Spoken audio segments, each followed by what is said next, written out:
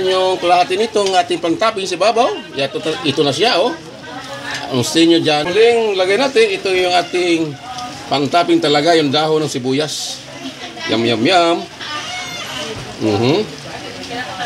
Yan na, yun na. Yung ating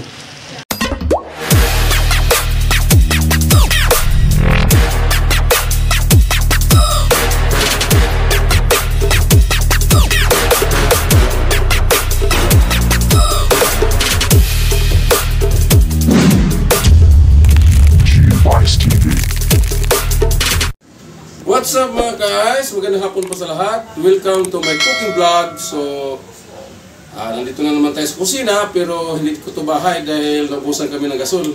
Nandito po tayo sa kay Violante Residence. So, ang ating lulutuin ngayon napakasimple lang. Ito yung tinatawag na bangos sweet and sour recipe.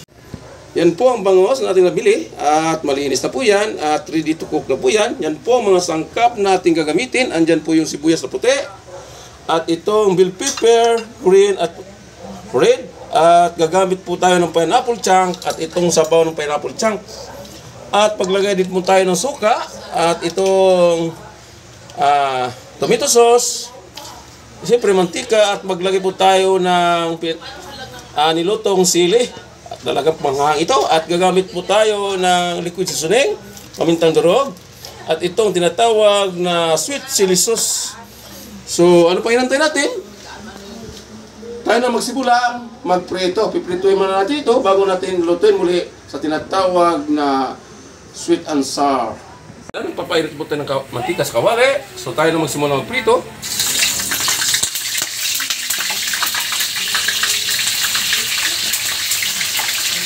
Yan, tumatalsik pa. Yan ang tinatawag na tumatalsik.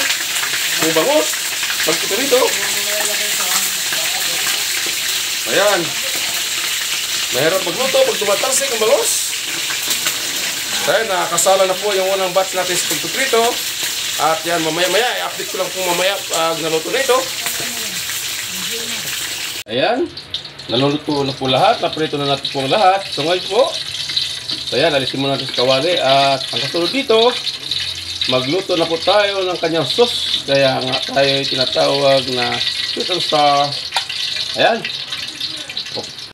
Ngayon, ay magsimula na tayo magluto ng kanyang sauce. So maglagay tayo ng kunting mantika para natin sibuyas na puti.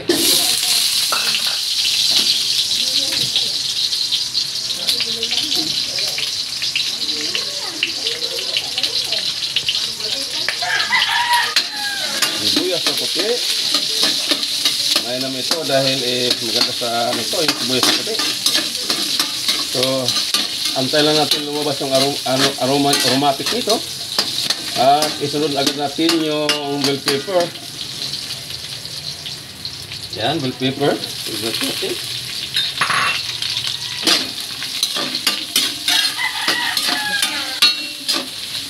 Ganun po kasi yung sinatawag natin bangos sweet and sour recipe.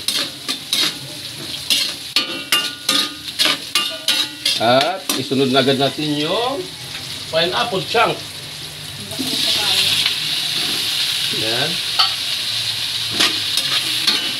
Sa mga ingredients pa lang, sa mga sangkap pa lang, ulam na. Lalo na pag nilagyan ito ng bangos. Ito pa lang, ulam na, oh.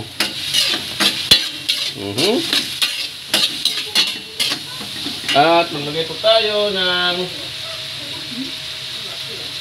pamintang durog.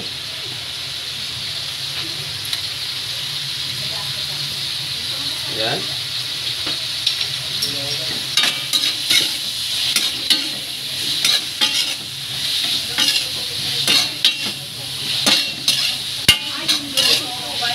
Halo lang. Ayan, naihiwalay na yung ating sibuyas na puti. So, ibig sabihin, luto na po ito. At kukuha lang po tayo ng pang-topping mamaya pag naluto yung ating bangos. Ayan, ito-topping ito ng kalahati mamaya. So, ngayon, maglagay na po tayo ng tinatawag na Panghanghang nitong ating niluluto, kailangan may hang talaga. Hindi pwedeng walang hang ito. Dahil sanay na po tayo sa manghang na pagkain. Yan ang may optional. Sa inyo lang kung ayaw nyo lagyan ng manghang.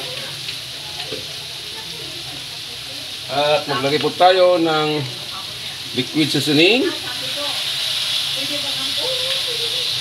At itong tinatawag na sweet chili sauce, maglagay rin po tayo.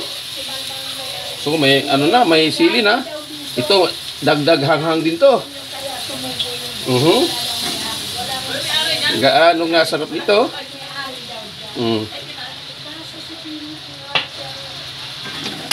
Kunting halo lang.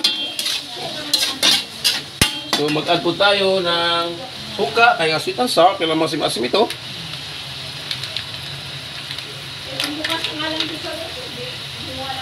Yan, suka. Lagyan po tayo ng suka. So yan, ito na yun. So maglagay po tayo ng tomato sauce. Yan, tomato sauce. Yan, para sumarap yung ating bangos sweet and sour recipe. So yan, may tomato sauce na siya. So maglagay po tayo ng kunting tubig.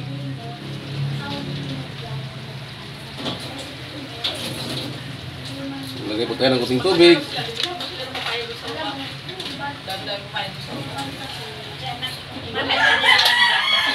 At ito pala yung ating sabaw ng ating pineapple chunk.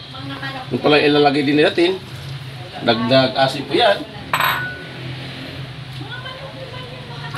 Yan. So, antayin lang itong kumulo. Kumulo ng kumulo. Hanggat lumapot yung sabaw. Bago natin ilagay yung ating piniritong bangos. So, mag-add tayo ng kunting asukal. Kaya nga sweet and sour ito. Dahil matamis-tamis ito. Yan. So, antayin natin siya kumulo. Ng kumulo. So, yan. Kumulo na po yung ating sauce. So, ilagay na natin yung ating piniritong bangos. Ito na siya. Yan. Ang dami. Yan na. So, andito na yung ating tinatawag na bangos. Sweet and sour recipe. Ito na siya. Sarap nito. Yan na. Yan na siya. Yan na. Kumukulo-kulo na po siya. Ayan. May mayalaang. Ito yung maluluto na. Yan na po. Yan ang simpleng luto pero masarap yung ating recipe. So, titikman natin kung 100% ba ang tamang lasa. So maglagay po tayo ng pampalasa. Ayan. Kunti lang pampalasa. Ayan. Ayan po, kasimple yung ating recipe for today. Ayan. Sweet and sour. Isdang bangos. Yan po ang ating kapiling lutuin ngayong araw ng Lunes. So, ayan. So, titikman natin muli. Ang sarap.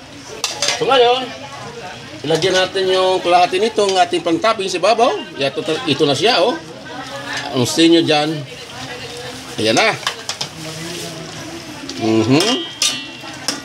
Gaano kasarap nito. So yan, maluto na po yan.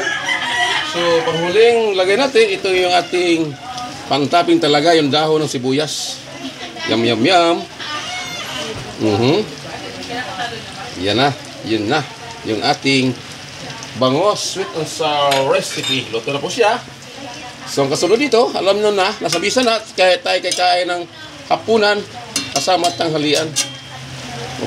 Yung ating bangos sweet and sour recipe, luto na po mga guys. So ayan. So tayo kakain, pero hindi ko napakita sa iyo habang kami kumakain dahil andito po tayo sa kay Junjun Vilante Residence. So, nawalan po tayo ng gas sa bahay, kaya nagpinutulong po tayo. So, shout out nga pala kay Rolando Vilante Jr. sa kanyang taus-pusong paggamit sa kanyang gas. Kasi nabusan po nga tayo sa taas, sa bahay. So, shout out po kay Ma'am Niti sa kanyang nanay. Dito rin kasama namin sa kanyang tahanan. So, yan po. So, hanggang dito na lang yung aking pakitang vlog sa inyo mga guys. Thanks for watching. Hanggang sa muli. God bless us. And go, go, go, go, go, go, go, go, go, go, go, go, go, yeah, go, go, go. Hustle hard, hustle every single day.